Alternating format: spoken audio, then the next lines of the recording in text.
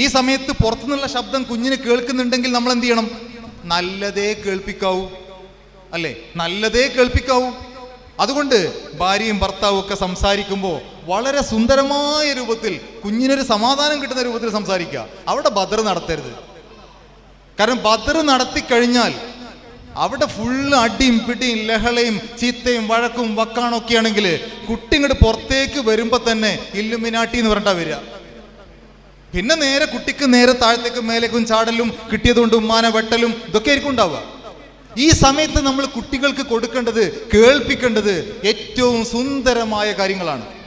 10ാമത്തെ ആഴ്ചയിൽ 3 ഇഞ്ച് വലിപ്പമാണ് ഈ കുഞ്ഞിനുണ്ടാവുക. മാത്രമല്ല ഈ കുഞ്ഞ് ഈ ഒരു 3 ടേബിൾ സ്പൂൺ വെള്ളത്തിലാണ് ഈ കുട്ടി കിടക്കുക. ഈ കുഞ്ഞ് കിടക്കുന്ന സ്ഥലത്ത് ഒരു 3 ടേബിൾ സ്പൂൺ വെള്ളമുണ്ട്. ആംനിയോട്ടിക് ഫ്ലൂയിഡ് എന്നാണ് അതിന് പറയാം. ആ വെള്ളത്തിലാണ് ഈ കുഞ്ഞ് കിടക്കുക. നോക്കൂ നിങ്ങൾ, അള്ളാഹു നമ്മളെ എങ്ങനെയൊക്കെയാണ് സംരക്ഷിച്ചത്. എങ്ങനെ ഓടിച്ചാടി നടന്നാലും കുഞ്ഞിന് പരിക്ക് പറ്റുന്നില്ല. കുഞ്ഞ് നല്ല ഷോക്ക് അബ്സോർബറിൽ, നല്ല വണ്ടിക്കൊക്കെ നല്ല ഷോക്ക് അബ്സോർബർ ഉണ്ടെങ്കിൽ വണ്ടിക്ക് പരിക്കൊന്നും പറ്റൂല. നമ്മൾ ഇരുന്ന് കഴിഞ്ഞാൽ നമുക്കും പരിക്ക് പറ്റൂല. ഇതേ രൂപത്തിൽ ഈ ഒരു കുഞ്ഞൊരു പ്രത്യേകമായ വെള്ളത്തിലാണ് കുഞ്ഞ് വെച്ചത്. അതുകൊണ്ട് ഉമ്മ ഇനിയിപ്പോൾ ഒരു സ്റ്റെപ്പ് ഇറങ്ങിയേ അല്ലെങ്കിൽ ഒന്ന് വീഴേ ഒക്കെ ചെയ്താലും കുഞ്ഞിന് കാര്യമായ പരിക്കൊന്നും പറ്റൂല. ആ വെള്ളത്തിൽ ഇങ്ങനെ കിടന്ന് ഇളകുന്നല്ലാതെ കുഞ്ഞിൻ്റെ തടിമക്ക് വലിയ പരിക്കൊന്നും പറ്റൂല. ഇനി 3 ടേബിൾ സ്പൂൺ ആംനിയോട്ടിക് ഫ്ലൂയിഡിലാണ് കിടക്കണമെന്ന് പറഞ്ഞു. ആ വെള്ളം ഇടക്ക് കുട്ടി ഒന്ന് കുടിക്കുകയൊക്കെ ചെയ്യും. ഇടക്ക് കുട്ടി കുടിക്കുന്നൊരു പരിപാടിയൊക്കെ ഉണ്ട്. ഇത് 12ാമത്തെ ആഴ്ചയാണ്. അടുത്ത കോഴ്സ് ഞാൻ പറഞ്ഞിരുന്നു, സർട്ടിഫിക്കറ്റ് ഇല്ലാത്ത കുറേ കോഴ്സുകൾ പടച്ചവൻ പഠിപ്പിച്ചു കൊടുക്കുന്നു. ഇതാണ് അടുത്ത കോഴ്സ്. നോക്കിയേ, കയ്യിൻ്റെ തള്ളവിരൽ എവിടെയെന്ന്? വായിലേ. എന്താ ആ കോഴ്സിന്റെ പ്രത്യേകത? 2 കോഴ്സ് നമുക്കൊന്ന് മനസ്സിലാക്കണം. ഈ കോഴ്സിന്റെ പ്രത്യേകത, കുഞ്ഞ് കയ്യിൻ്റെ തള്ളവിരൽ ഇങ്ങനെ കുടിക്കുകയാണ്. വിരൽ കുടിക്കുക എന്ന് പറയും. ഈ ഒരു പഠനം ഗർഭാശയത്തിൽ വെച്ച് അള്ളാഹു പഠിപ്പിച്ചതാ. ആ പഠനം വളരെ നല്ല രൂപത്തിൽ നടന്നതുകൊണ്ടാണ് ജനിച്ച ഉടനെ ഉമ്മാന്റെ മാറിടത്തിലേക്ക് കുഞ്ഞിനെ അങ്ങോട്ട് ചേർത്ത് വെച്ചാൽ കുഞ്ഞ് പാല് വലിച്ചണ് കുടിക്കും. നിങ്ങൾ വെറുതെ ഒന്ന് ആലോചിച്ച് നോക്കി, ഒരു കുഞ്ഞിനെ ഉമ്മാന്റെ മാറിടത്തിലേക്കൊക്കെ നമ്മൾ ചേർത്ത് വെച്ചു, പക്ഷെ കുഞ്ഞിന് പാല് വലിക്കാൻ പറ്റുന്നില്ല. എന്താ ചെയ്യുക? അതിൻ്റെ വായിലേക്ക് കുറച്ച് പാലെടുത്തിട്ട് അങ്ങ് ഒഴിച്ചു കൊടുത്താൽ ഇറക്കാൻ പറ്റുന്നില്ല. എന്താ ചെയ്യുക? അതുകൊണ്ട് ഒരു ഗ്ലാസ് വെള്ളം നമ്മളിങ്ങനെ അകത്തേക്കാണ് കുടിക്കുമ്പോൾ എന്തൊക്കെ കഴിവാണ് അള്ളാഹു നമുക്ക് നൽകിയെന്നറിയോ? വിരല് കൊണ്ട് അതിനെ പിടിക്കാനുള്ള കഴിവ് നൽകിയിട്ടുണ്ട്, അത് നേരെ ഇങ്ങനെ ഉയർത്താനുള്ള കഴിവ് നൽകിയിട്ടുണ്ട്, വായിലേക്ക് ഒഴിക്കാനുള്ള കഴിവ് നൽകിയിട്ടുണ്ട്, ഒഴിച്ചത് വായിൽ നിന്ന് ഇറക്കാനുള്ള കഴിവ് നൽകിയിട്ടുണ്ട്. ചില ആളുകൾക്ക് വായിൽ ഒഴിച്ചാൽ വായിൽ എങ്ങനെ നിൽക്കും, ഇറക്കാൻ കഴിയില്ല. അള്ളാഹു ഈ ഒരു സമയത്ത് ആ കുഞ്ഞിന് വലിച്ചെടുക്കാനുള്ള കഴിവ് നൽകി. അതുകൊണ്ടാണ് ഉമ്മാന്റെ മാറിടത്തിൽ നിന്ന് പാല് വലിച്ചെടുക്കുന്നത്. നമ്മൾ ചെറിയ കുട്ടികളെ അത്ഭുതപ്പെട്ട് നോക്കണം. കാരണം ചെറിയ കുട്ടികളെ ഉമ്മാന്റെ മാറിടത്തിലേക്ക് ജനിച്ച ഉടനെ കരയുന്ന സമയത്ത് ഉമ്മാന്റെ മാറിടത്തിലേക്ക് അങ്ങോട്ട് ചേർത്ത് വെക്കുമ്പോൾ ആ കുഞ്ഞ് പാലങ്ങ് വലിച്ചു കുടിക്കുന്നു. എവിടുന്നോ ഇതിനു മുമ്പ് കുറേ പാല് വലിച്ചു കുടിച്ച എക്സ്പീരിയൻസിലാണ് കുട്ടി വലിക്കുന്നത്. എവിടുന്നാ കിട്ടിയെന്നറിയോ? ഈ പ്രായം മുതൽ തുടങ്ങിക്കണ് ഈ സാധനം. ഇതിന് പാലൊന്നും കിട്ടൂല, പക്ഷെ അള്ളാഹു ആ ട്രെയിനിങ് അങ്ങനെ കൊടുത്ത്, സർട്ടിഫിക്കറ്റ് ഇല്ലാത്ത ട്രെയിനിങ്. ആ ട്രെയിനിങ് ചില കുട്ടികൾക്ക് കുറച്ച് ഓവർ ഔട്ടോ. എന്നിട്ടാണ് സ്കൂളിലേക്ക് പോകുമ്പോൾ ഇതും പിടിച്ചുകൊണ്ട് ഇങ്ങനെ പോകുന്നുണ്ടാവും ചിലർ. അതങ്ങനെ മാറിയിട്ടുണ്ടാവില്ല, ആ ശീലം പിന്നെയും മാറിയിട്ടുണ്ടാവില്ല. അപ്പോൾ ഈ ഒരു രൂപത്തിൽ അള്ളാഹു പല ട്രെയിനിങ്ങും നൽകുന്നുണ്ട്. എന്താണ് ആ ചവിട്ടിക്കുതിക്കൽ? ഉമ്മാന്റെ ഗർഭാശയത്തിൽ താഴെ ഭാഗത്ത് ചവിട്ടിയിട്ട് മേലേക്കൊരു കുതിക്കൽ എന്ന് പറഞ്ഞു. എന്താണ് ആ ചവിട്ടിക്കുതിക്കൽ? അതുകൊണ്ട് എന്താ കാര്യം? ആ ഒരു ചവിട്ടിക്കുതിക്കൽ കൊണ്ടാണ് 9 മാസവും 7 ദിവസവും പ്രായമുള്ള സമയത്ത് ഉമ്മാന്റെ ശരീരത്തിൽ ശക്തമായൊരു പ്രഷർ കൊടുത്തിട്ട്, ഒരു മർദ്ദം കൊടുത്തിട്ട് ഉമ്മാന്റെ ആ ഒരു പാളികളിൽ, ഗർഭാശയ ഭിത്തികളിൽ ചവിട്ടിയിട്ട് കുഞ്ഞങ്ങ് പുറത്തേക്ക് വരുന്നത്. കുഞ്ഞാണ് അതിന് പുറത്തേക്ക് വരാനുള്ള സംവിധാനം ഉണ്ടാക്കുന്നത്. നമ്മളൊന്നും ചെയ്യല്ല, കുഞ്ഞ് തന്നെയാണ് പുറത്തേക്ക് വരുന്നത്. കുഞ്ഞാണത് ചെയ്യുന്നത്. കുഞ്ഞിനെ കൊണ്ട് അള്ളാഹു ചെയ്യിപ്പിക്കുകയാണ്.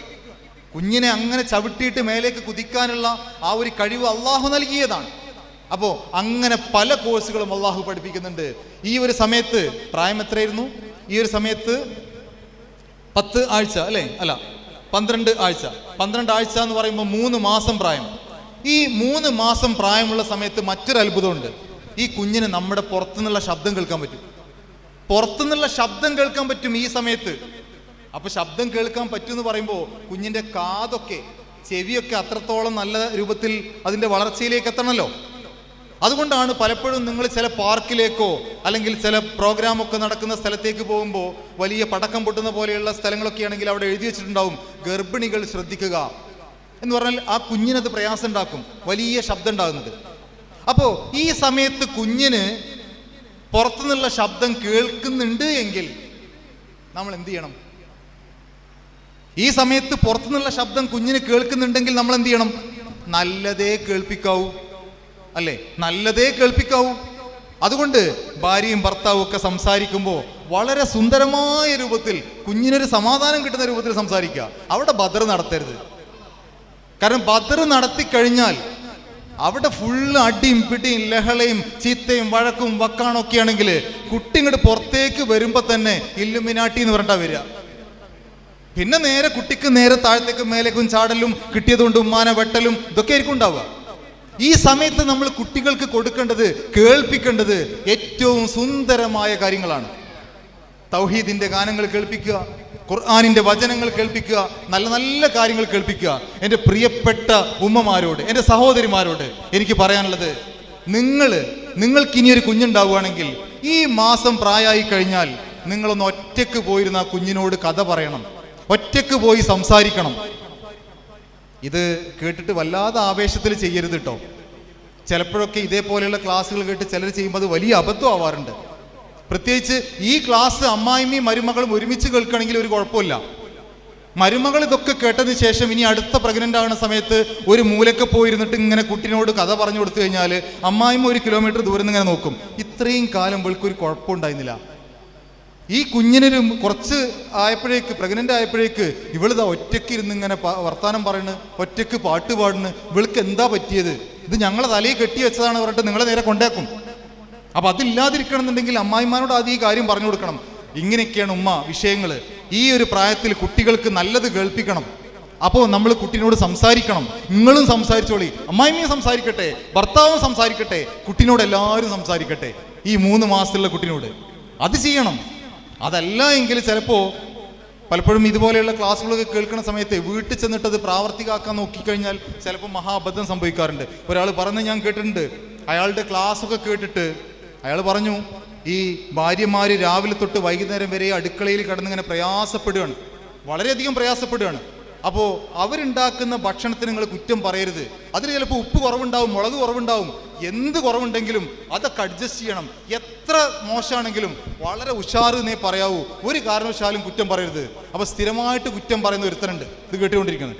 അവനിങ്ങനെ വിചാരിച്ചു, ശരിയാണല്ലോ, ഞാനൊക്കെ അപ്പോൾ എന്തൊരു മോശക്കാരനാണല്ലേ, ഇനി മുതൽ ഞാൻ എന്തായാലും എൻ്റെ സ്വഭാവം മാറ്റാൻ തീരുമാനിച്ചു. അങ്ങനെ അയാൾ അന്നത്തെ ദിവസം വീട്ടിൽ പോയതിനു ശേഷം മീൻകറി ഇങ്ങനെ ഒഴിച്ച സമയത്ത് പറഞ്ഞു, ഹോ എന്തൊരു മീൻകറി, ഇത്രയും കാലം ഞാൻ ഇങ്ങനത്തെ മീൻകറി കഴിച്ചിട്ടേ ഇല്ല, വല്ലാത്തൊരു ടേസ്റ്റ്. അത് കേട്ടതോടുകൂടി ഭാര്യ 2 അടി ബാക്ക് നിന്നിട്ട് പറയാ, ഇത്രയും കാലം ഞാൻ വെച്ച മീൻകറി കഴിച്ചിട്ട് നിങ്ങൾക്ക് ഒരു അഭിപ്രായം ഉണ്ടായിരുന്നില്ല.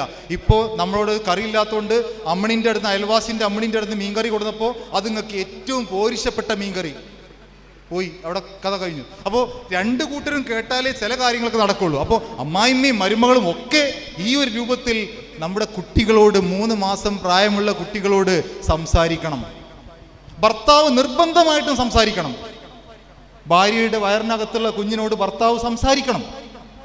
അപ്പോൾ ഗൾഫിലാണെങ്കിലോ മൊബൈൽ വെച്ചോളൂ, മൊബൈലുണ്ടല്ലോ, കേൾക്കട്ടെ, ശബ്ദം കേൾക്കട്ടെ. കുറച്ച് കഴിഞ്ഞിട്ട് എനിക്ക് നിങ്ങളോട് പറയാനുണ്ട്, ഈ പ്രായത്തിൽ ഉപ്പാൻ്റെയും ഉമ്മാൻ്റെയും ശബ്ദം കുട്ടിക്ക് വേർതിരിച്ച് മനസ്സിലാക്കാൻ പറ്റുന്നൊരു പ്രായം വരാനുണ്ട്. ആ സമയത്ത് വേർതിരിച്ച് മനസ്സിലാവണമെങ്കിൽ ഈ സമയത്ത് സംസാരിക്കാൻ തുടങ്ങണം. ചിലർ ഇതൊന്നും ചെയ്യൂല, എന്നിട്ട് ആ സമയത്ത് നിന്റെ ശബ്ദം കുട്ടിക്ക് മനസ്സിലാവണില്ല എന്നിട്ട് എൻ്റെ അടുത്ത് വരാൻ നിൽക്കരുത്. ഈ സമയത്ത് സംസാരിക്കാൻ തുടങ്ങിയാലേ ആ സമയമാകുമ്പോൾ ഉപ്പാൻ്റെയും ഉമ്മാൻ്റെയും ശബ്ദം വേറിട്ട് മനസ്സിലാക്കാൻ പറ്റുള്ളൂ. അപ്പോൾ 3 മാസം പ്രായം. ഈ സമയത്ത് മറ്റൊരു കാര്യമുള്ളത്, ഈ കുട്ടി തലകുത്തി മറിയാനൊക്കെ തുടങ്ങും.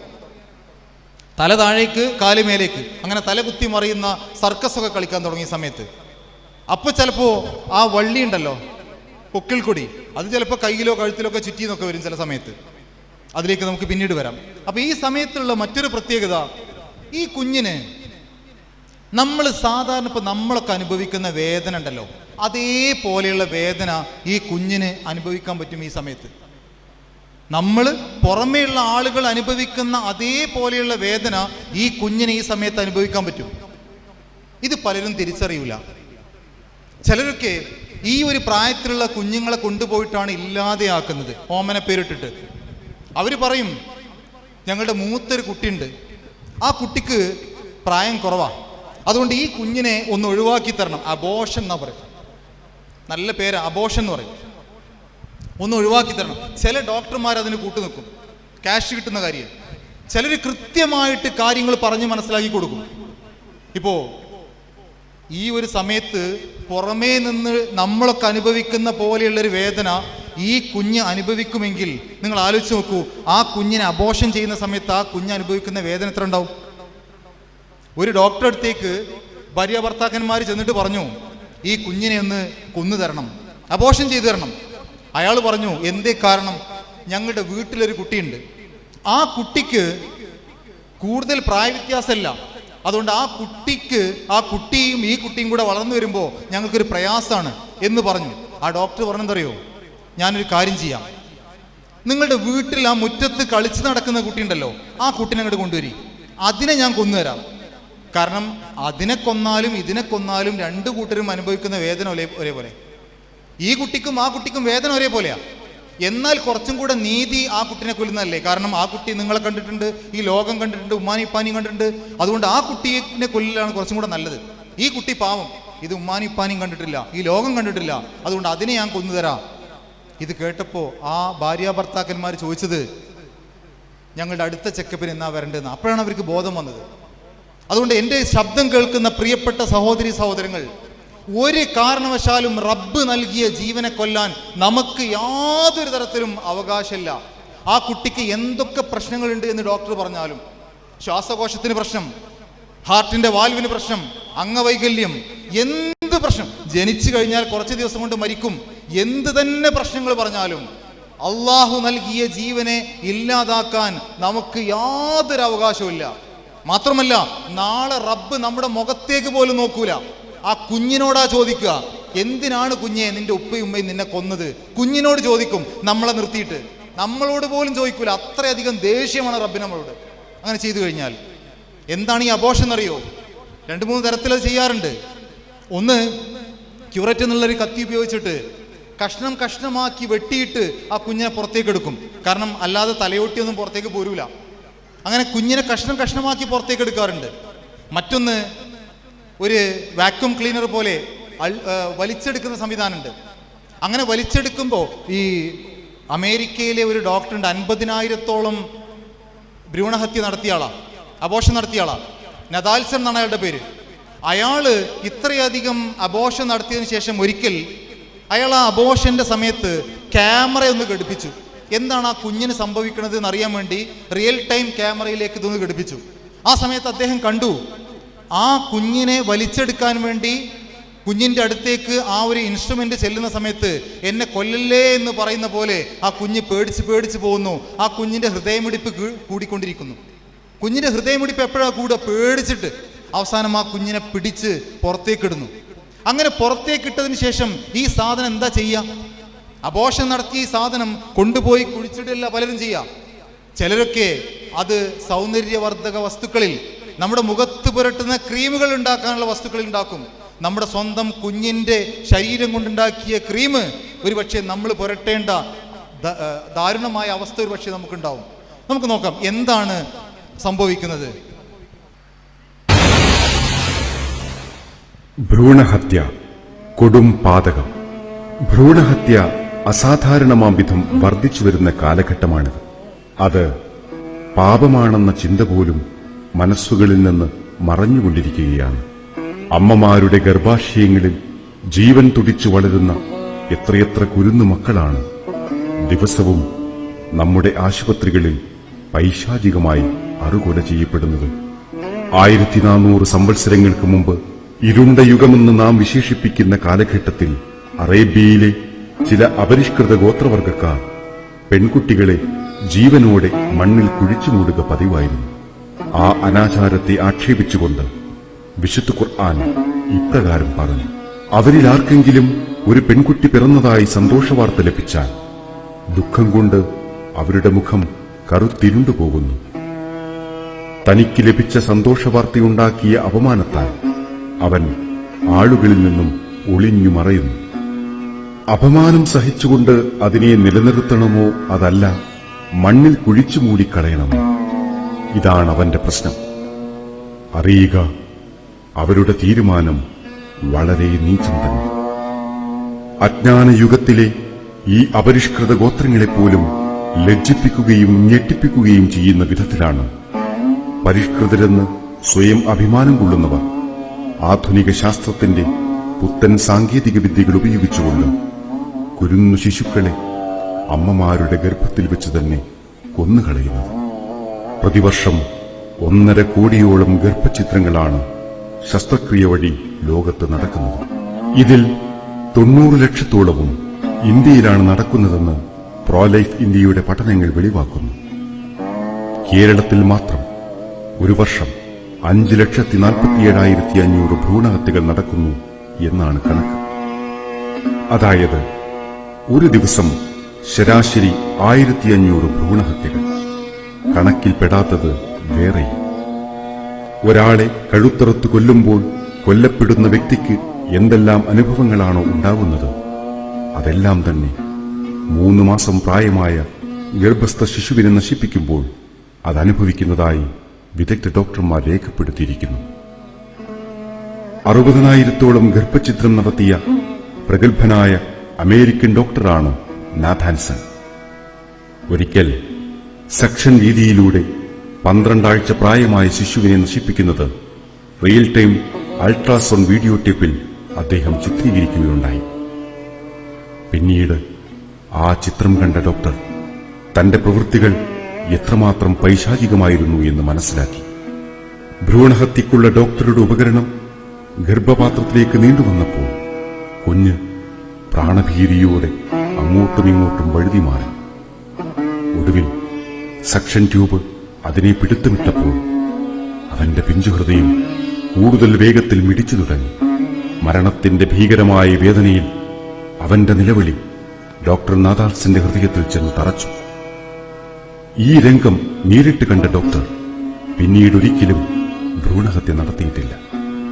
നിങ്ങളുടെ മാറിൽ പറ്റിച്ചേർന്ന് ചുടുചുംബനങ്ങളേറ്റ് അമ്മിഞ്ഞു നുകർന്ന് വളർന്നു വലുതാകേണ്ട അരുമ മക്കളെയാണ് സ്വന്തം ഗർഭപാത്രങ്ങളിലിട്ട് ക്യൂററ്റ് എന്നു പേരുള്ള കത്തി ഉപയോഗിച്ച് നിഷ്കരുണം തലയറുത്ത് കൈകാലുകൾ കൊത്തിനുറുക്കി നെഞ്ചു പിളർന്ന് തലയോട് ഉടച്ചു തകർത്ത് അറുകൊല ചെയ്യാൻ അനുവദിക്കുന്നു.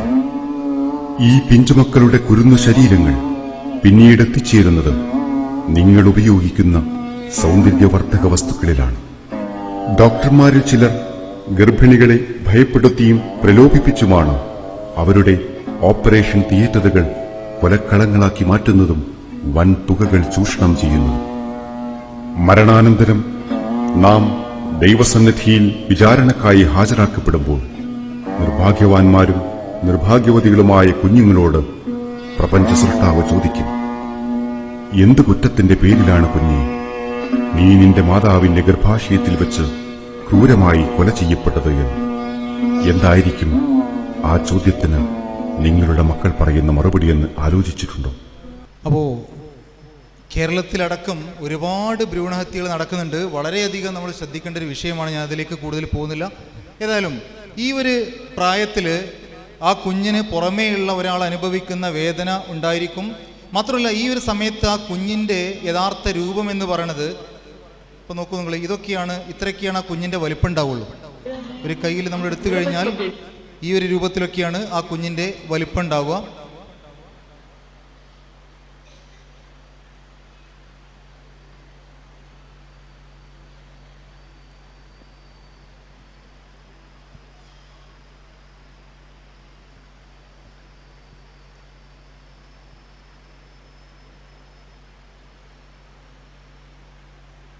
ഒരു 3 മാസം പ്രായമുള്ള കുഞ്ഞാണത്. ഈ പ്രായത്തിലുള്ള കുഞ്ഞുങ്ങളെയാണ് പലപ്പോഴും അബോർഷൻ ചെയ്യാറുള്ളത്. ശരിക്ക് നമ്മളുടെ ജനിച്ച ഒരു കുഞ്ഞിന് എന്തൊക്കെ അവയവങ്ങളുണ്ടോ അതുപോലെയുള്ള എല്ലാ അവയവങ്ങളും ഏറെക്കുറെ ഉള്ള ഒരു കുഞ്ഞാണത്.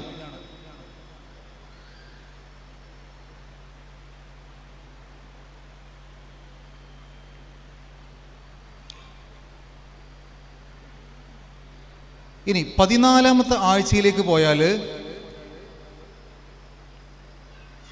ഈ കുഞ്ഞിന് ഏകദേശം ഒരു 85 ഗ്രാമൊക്കെയാണ് വെയിറ്റ് ഉണ്ടാവുക. ഞാനൊന്ന് സ്പീഡാക്കുകയാണ്. 16, 17, അതായത് 4 മാസത്തിലേക്ക് പോയി കഴിഞ്ഞാൽ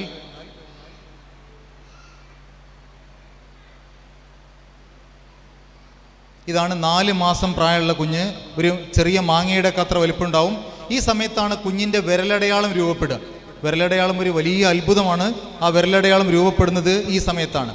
ഈ സമയത്ത് കുഞ്ഞ് താഴെ ഇങ്ങനെ ചവിട്ടിയിട്ട് മേലേക്ക് കുതിക്കുന്നത് ഒരു പക്ഷേ ഉമ്മാക്ക് തിരിച്ചറിയാൻ പറ്റിയെന്ന് വരും. പക്ഷേ ആദ്യത്തെ പ്രഗ്നൻസി ആണെങ്കിൽ, ആദ്യത്തെ ഗർഭധാരണമാണെങ്കിൽ തിരിച്ചറിയാൻ സാധ്യതയില്ല. ആദ്യത്തെ ഗർഭധാരണമാണെങ്കിൽ ഒരു 5 മാസമൊക്കെ ആയി കഴിഞ്ഞാലേ തിരിച്ചറിയുള്ളൂ. അല്ല എങ്കിൽ 2ാമത്തെ 3ാമത്തെയൊക്കെ ആണെങ്കിൽ ഈ ഒരു പ്രായത്തിൽ തന്നെ ആ കുഞ്ഞ് താഴെ ചവിട്ടി മേലേക്ക് കുതിക്കുന്നത് ഉമ്മാക്ക് തിരിച്ചറിയാൻ സാധിക്കും. 18ാമത്തെ ആഴ്ചയിലേക്ക് കയറുകയാണെങ്കിൽ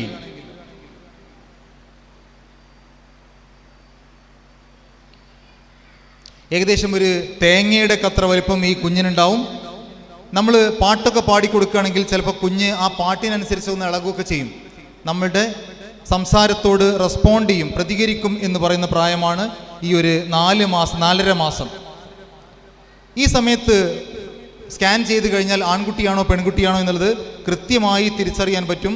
കുഞ്ഞിൻ്റെ കൺപോളകളും കണ്ണുമൊക്കെ ഏകദേശം നന്നായിട്ട് വളർച്ചയുടെ എല്ലാ ഘട്ടങ്ങളും പൂർത്തിയായ ഒരു സമയമാണ് ഈ ഒരു പ്രായം. 20ാമത്തെ ആഴ്ചയിലേക്ക് കയറിക്കഴിഞ്ഞാൽ ഈ കുഞ്ഞിൻ്റെ ശബ്ദം പുറപ്പെടുവിക്കാനുള്ള അവയവങ്ങളൊക്കെ ഡെവലപ്പായൊരു സമയമാണിത്. ഈ സമയത്ത് നമ്മളുടെ ശബ്ദം കൃത്യമായിട്ട്, ഉമ്മാൻ്റെ ശബ്ദം അതേപോലെ ഉപ്പാൻ്റെ ശബ്ദമൊക്കെ കുട്ടിക്ക് കൃത്യമായിട്ട് തിരിച്ചറിയാൻ പറ്റും.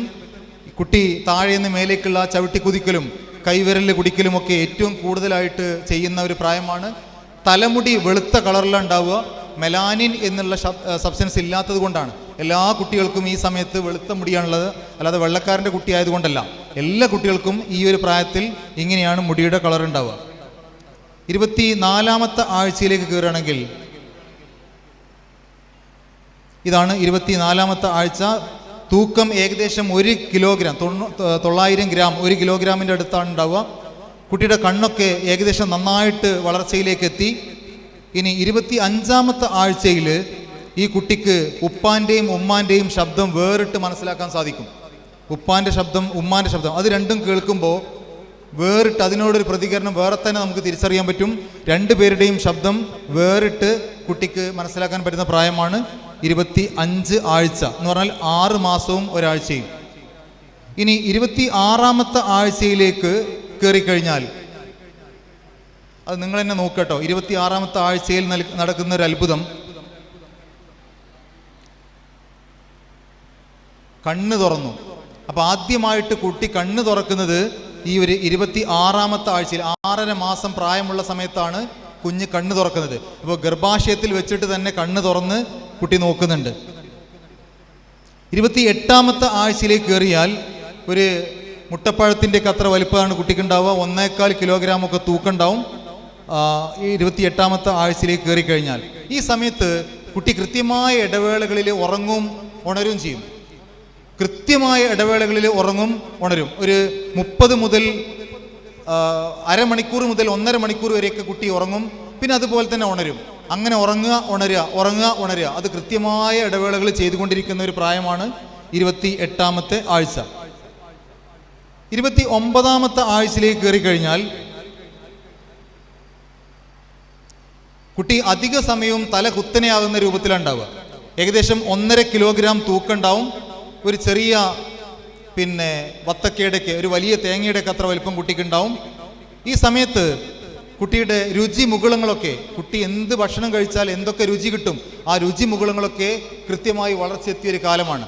ഏറ്റവും കൂടുതലായി കുട്ടി തല കുത്തനെയായിരുന്ന രൂപത്തിലുണ്ടാവുക. കാരണം ജനിച്ച് വരുമ്പോൾ തല കുത്തനെയാണെങ്കിലാണ് ഡോക്ടർമാർ പറയുക സുഖപ്രസവമായിരിക്കും. തല മേലേക്കാണെങ്കിൽ ഡോക്ടേഴ്സ് പറയും ബ്രീച്ച് ആണ്, ഓപ്പറേഷൻ ചെയ്യണം, സിസേറിയൻ ചെയ്യണം. കാരണം തല താഴേക്കാണെങ്കിൽ ആ ഗർഭാശയത്തിൻ്റെ പാളികളിലൊന്നും തടസ്സമില്ലാതെ കുട്ടി താഴത്തേക്ക് പോരും. അതേ സമയത്ത് നേരെ തിരിച്ചാണെങ്കിൽ കുട്ടിൻ്റെ കൈയും കാലും ഒക്കെ ഗർഭാശയത്തിൻ്റെ ഉള്ളിൽ തടയും. അപ്പോൾ ഈ രൂപത്തിലാണെങ്കിൽ അതാണ് നല്ല നടപ്പ്, അതാണ് നല്ല കടത്തം. നമ്മളൊക്കെ തല കുത്തനെയായിട്ട് കുറച്ച് ദൂരം പോലും നമുക്ക് നടക്കാൻ പറ്റൂല. പക്ഷേ ഈ കുട്ടി ഇവിടുന്ന് അങ്ങോട്ട് പിന്നെ കുറേ ദിവസങ്ങളോളം തല കുത്തനെയാകുന്ന രൂപത്തിൽ കുട്ടി അവിടെ കഴിയുന്നുണ്ട്. അതൊന്നും കുട്ടിക്കൊരു പ്രയാസമായിട്ട് വരുന്നില്ല. 32ാമത്തെ ആഴ്ചയിലേക്ക് കയറുകയാണെങ്കിൽ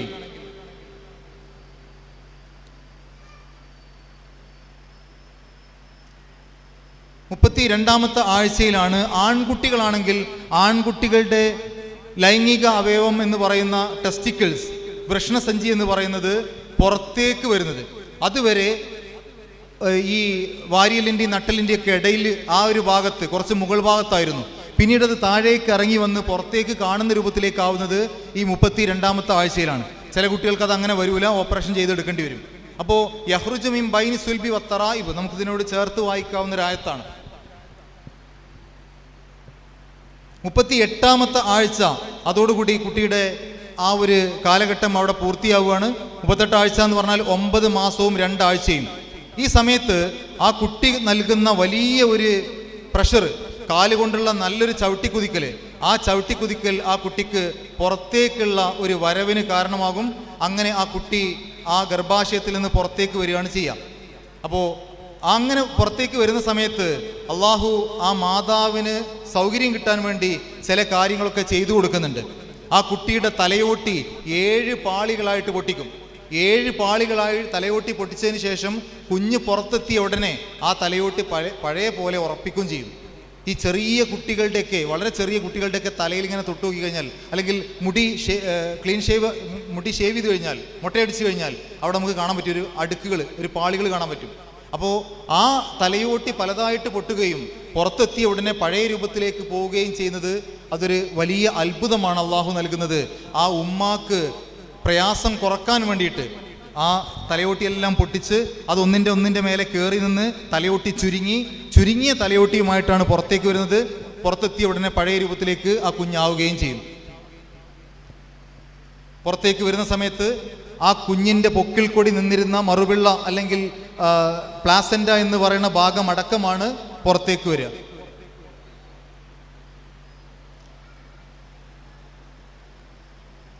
ഇവിടെ നമ്മൾ മനസ്സിലാക്കാനുള്ളത്, ഞാൻ അവസാനിപ്പിക്കുകയാണ്, ഈ ഒരു ഘട്ടത്തിലും മറ്റൊരാൾക്കും പങ്കില്ല. നിങ്ങൾ ആലോചിച്ച് നോക്കൂ, ഏതൊക്കെ ഘട്ടങ്ങൾ നമ്മൾ മനസ്സിലാക്കി. ഇതിൽ ഏതെങ്കിലും ഒരു ഘട്ടത്തിൽ ആർക്കെങ്കിലും പറയാൻ പറ്റുമോ അള്ളാഹുവാണ് ഉണ്ടാക്കിയത്, പക്ഷേ ഹൃദയം പിടിപ്പിച്ചത് ഞാനാണ്, കിഡ്നി ഉണ്ടാക്കിയത് ഞാനാണ്? ഏതെങ്കിലും ഒരു ഘട്ടത്തിൽ ആർക്കെങ്കിലും എന്തെങ്കിലും പങ്കുണ്ടോ? ഒരാൾക്കും പങ്കില്ല. എല്ലാം അള്ളാഹു മാത്രമാണ് ചെയ്തത്. നമ്മളുടെ ഓരോ സിസ്റ്റവും അങ്ങനെയാണ്. നമ്മൾ ഭക്ഷണം കഴിക്കുന്ന സമയത്ത്, ഭക്ഷണം താഴേക്ക് ഇറങ്ങുന്ന സമയത്ത് ഈ കാണുന്ന കുഴലുണ്ടല്ലോ, ഇത് ശ്വാസം പോണ കുഴലാണ്. ഈ കുഴലിൻ്റെ ബാക്കിലൊരു കുഴലുണ്ട്, ആ കുഴലിൽ കൂടെയാണ് ഭക്ഷണം പോകുന്നത്.